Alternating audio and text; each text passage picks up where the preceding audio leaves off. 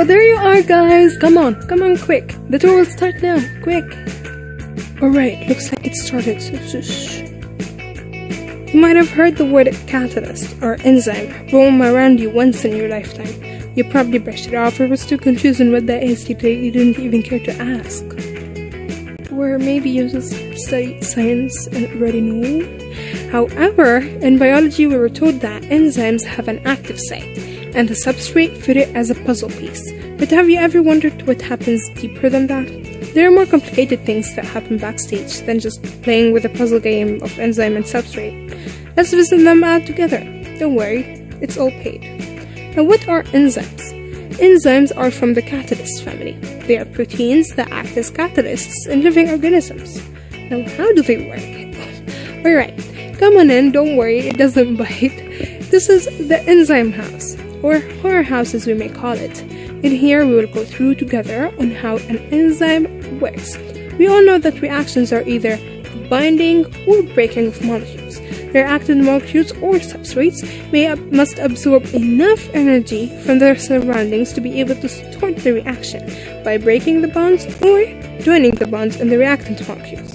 This energy is called the activation energy. Lower hurts a bit? Yeah, that's great. The activation energy is represented by the uphill portion of the graph, as you can see here.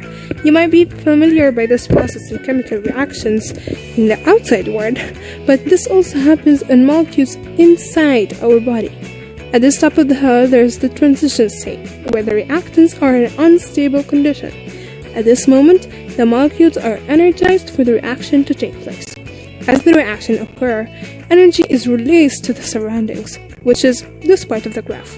Now, what enzymes do is very simple.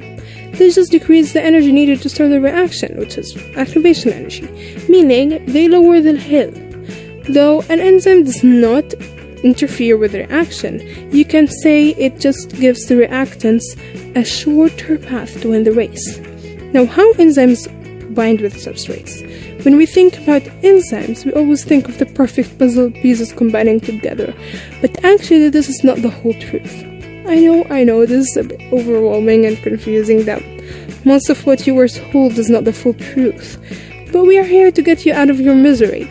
There are two ways an enzyme could bind into its substrate. The first way, which we all love and grew up with, is the lock and key model, where both molecules are perfectly complementary to each other and understand each other dreamily.